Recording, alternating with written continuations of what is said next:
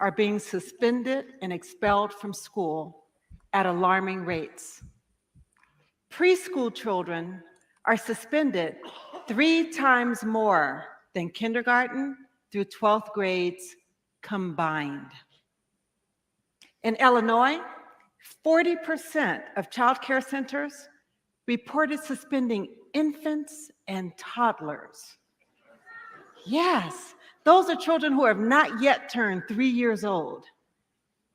African American children are only 19% of the preschool population, but comprise nearly half of all suspensions. You may be wondering, what can these kids possibly be doing to be suspended and kicked out of school so young? Surprisingly, many of them are engaging in typical childlike behaviors. I was one of those children. From the time I entered school, I was suspended at least 7 times a year. I was suspended for things like digging a hole in the playground to see if China was really on the other side of the earth. For that, I was labeled destructive. After a unit on maps, I climbed on top of the school auditorium so I could get a bird's eye view. And after the fire department and the police department got me down, I was suspended. And for that, I was labeled incorrigible. There was this one time I took all the baby dolls' heads, arms, and legs off. I just wanted to see how the body parts fit together. But for that, I was labeled a demon. They actually told my parents I exhibited demon-like behaviors. Then there was this one time I snuck into the boys' bathroom. I wanted to see how they got to pee standing up. But for that, I was labeled sexually perverted. Now, these are all childlike behaviors, albeit from a very curious child, but childlike nonetheless. Let's look at behaviors. What is it that children do when they get upset or they're deemed out of control? They scream, cry, hit, cuss, fight, throw things. That's because they're kids. Kids are going to be kids. They don't have the capacity to handle such intense emotions. Let's take a look at what adults do when they get upset. Kick, scream, cry, fight, cuss, throw things. The list is exactly the same. And while we can expect kids to be kids, as adults, what's our excuse? My friend Walter Gilliam says, suspensions are adult decisions. Suspensions are adult behaviors. But what if we change that behavior?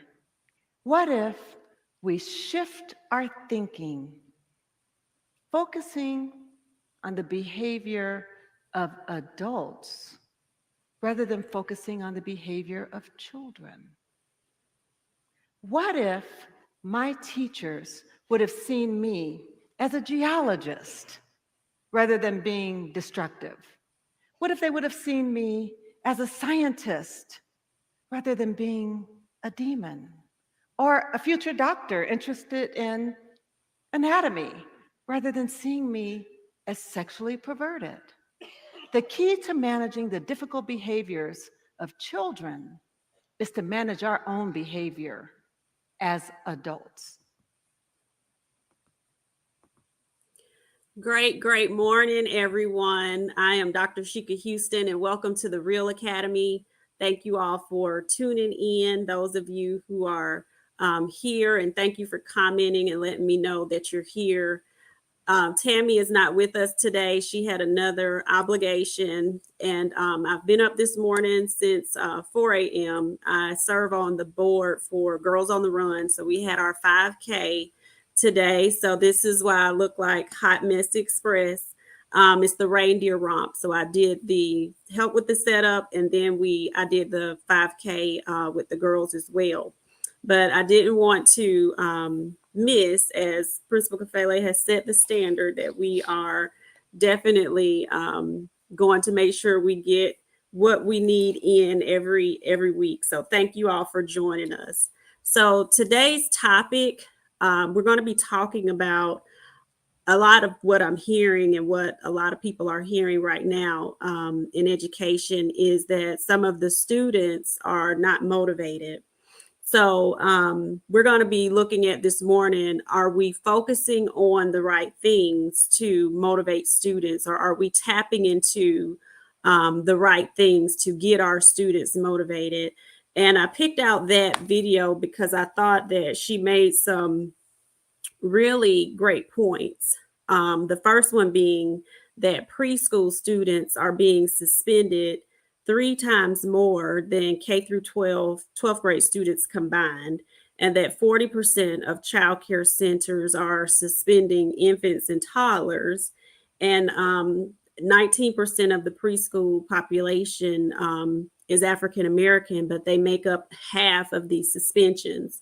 So far in society, and even when I went to school, we always used to hear teachers and adults say things like, well, we're getting them prepared for the real world.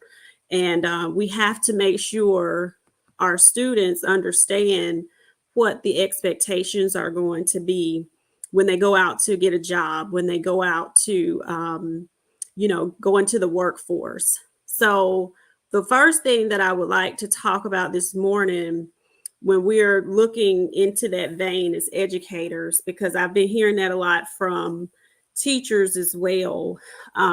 They're saying things like, well, when are we going to, stop this grace?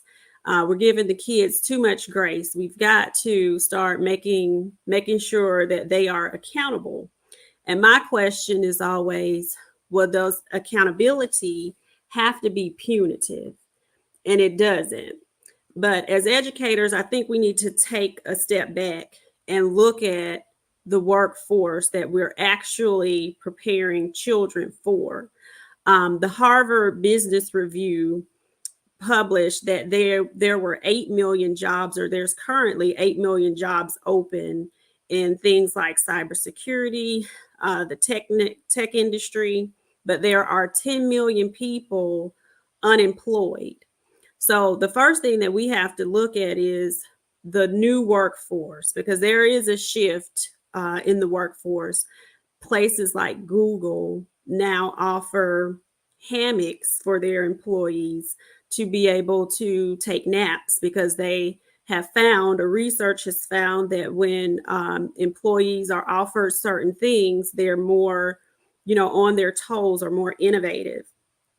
There's the new work from home models, or the new hybrid models, where employers have found that during the shutdown, when employees were able to work from home, some of them were actually more productive than they were when they came into an office. So now they are saving lots of money on the bottom line by cutting out all of this rented office space, by allowing people to work from home. And that's a lot of people's preference, to be able to work from home.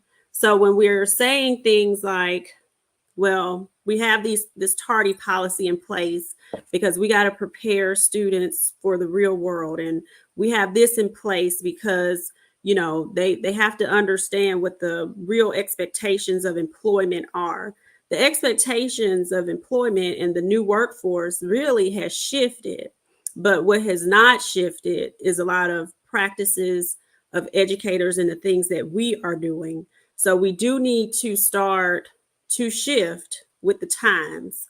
And that's a lot of what we're being accused of when you look at some Harvard business journals and reviews, that the reason that there's this $8 million job gap and 10 million people that are not able, they're unemployed, but they may not have the skills to fill those jobs, is because we are not preparing them. So I wanted to challenge us this morning to really look at, how we need to start shifting in order to prepare students. The other thing that was mentioned was there's a lot more focused in employment on mental well-being. So creating a safe place. So as educators, are we creating safe places within our classrooms? as leaders within our schools?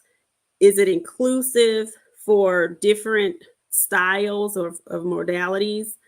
One of the things that I've always seen as a problem with, I think we designed schools, and a lot of it has to do with funding. When we have consolidated several buildings and have now these mass centers of education or places to educate students, all students don't function well in large populations or buildings where there's large populations of students. Some students need smaller areas or just things where they can kind of be seen a little bit more. The other thing they talked about in that article was empowering employees to prioritize their well-being. So, are we empowering our students to even understand what their well-being looks like? So, the one thing that I want us to do as educators is make sure that we're really, when we're saying things like, we have to put more accountability on our students. We have to, do X, Y, Z. And, I get it. I understand when teachers are saying things like, we've got to cut out some of this grace. They're frustrated. And I do understand the frustration with things like disrespect or some of the behaviors not being where, the expectation is. But we have to, like I told educators this week, we can't give up on our children. So we have to be able to try to work through these things together to figure out what is going to reach them, because I can promise you that the answer is cutting off a lot of the grace and making sure we're, penalizing them or holding their feet to the fire by suspending them for being tardy. When children are showing that they're tardy, they're not coming to class, that's a sign of not respecting the rules, the teacher, or the fact that they need to be there. So we need to figure out what would, make them want to be there. And a lot of what we need to do as well is make sure that we're tapping into the students. Our evaluators and the people who have the answers a lot of times are right there in the classrooms in the schools with them, and we a lot of times don't even engage them in, what is going to motivate you, what are some of the things that you like. We look to the things that we've always done, and those things are not working. So we have to shift, we have to change. The workforce has changed, the workforce has shifted, and we have to shift with the times.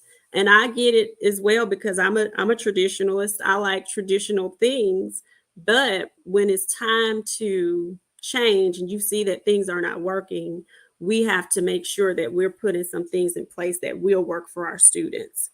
So I was real encouraged when I went out to one of my high schools. We had talked extensively the last time that I was there about their tardy policy, or the tardy problem that they were having with students not getting to first period. And we talked about this whole thing about that being, a form of disrespect. That's a culture thing. So what are we going to do? And we could have just said, well, we're going to keep, marking them tardy, which I said that's not working if we look at our discipline. But if we take that responsibility away from the teachers, because that respect right now doesn't exist there, and we put something in place in the form of some type of positive behavior support, and we are posting it, we're keeping track of it, we're letting the students know our expectations. Now we shift from the teachers being out in the hallways fussing or saying, hey, students, you all need to be in here, or trying to rally them up to, herd cats. Sometimes that's what it feels like, getting them into class. To we've shifted that responsibility to the students. So now I'm out trying to get my friends in class, because we have set up this support system, or this positive reinforcement that's going to take place if we get this goal as a collective group to cut down our tardies. So they did listen and they took the advice. So they had their posters up where they posted to the students how many tardies there were by grade level and what they needed to cut it down by a certain time period. And the grade or the grade level that reached the goal would be given the incentive that they asked for. So when they surveyed the students to find out, what are some things that you would like? And these are high school students. So a lot of times we think that our students have, outgrown certain things. They're too old to want pizza parties or, what have you. But when you look at the research about why children want to come to school, it's to socialize. They love being with their friends. So their survey results was we want pizza and we want some time with our friends. So now we have engaged the children into a competition between the grades. So when the other students see pictures and things posted of these students being able to eat pizza and have more time with their friends because they've met this goal, now we can engage some other students into the same types of behaviors. So sometimes we have to really stop ourselves and think about, what is the goal? The goal is not, we've got to teach them a lesson. I've never seen students become real motivated about failing a course and having to take the course over. Most of the time it demoralizes them. Now, I know that's what we have in place, but there's not really a whole lot of, there's not research that supports retention in the first place. But then, it's not something that's going to just say, well, they've got their, gasoline socks on now. They're taking off now that we've held them back and, they're back in their same grade. And now we're saying, I told you, if you had to listen, that does not work. So we have to do some other things that are going to motivate our students. And PBIS putting some of those positive supports in place and actually hearing the voices of our students and getting them engaged are things that work. So I was really encouraged to be able to see that at that high school today. And I'm by myself today, so you all know that I struggle with reading the comments as I'm trying to talk too. So I'm going to try to put up some things that you all are saying as well. So if you have some things that you're doing in your school that has worked to engage students, put those things in the comments so I can put that up as well. That's right, Principal Laws, that collective student efficacy, that definitely works. At one of the other schools, they're using something called Blookit, and you all probably have heard of Blookit, but he's a gamer, or he came from the gaming industry. So having the leaderboard up when students are on the Blookits that he's created puts that competitive thing in there. And he said that students who never, were engaged in doing work before, now that they're listing the leaderboard and giving prizes to the ones who are at the top, because that's the thing with gaming, you want to be at the top.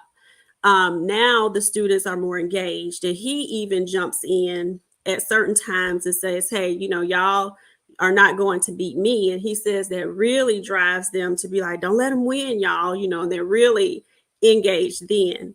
So, we really have to stop thinking, and I see this a lot at the secondary level. This is what I used to tell my teachers, yes, science is great. Yes, social studies is great. Economics are wonderful things.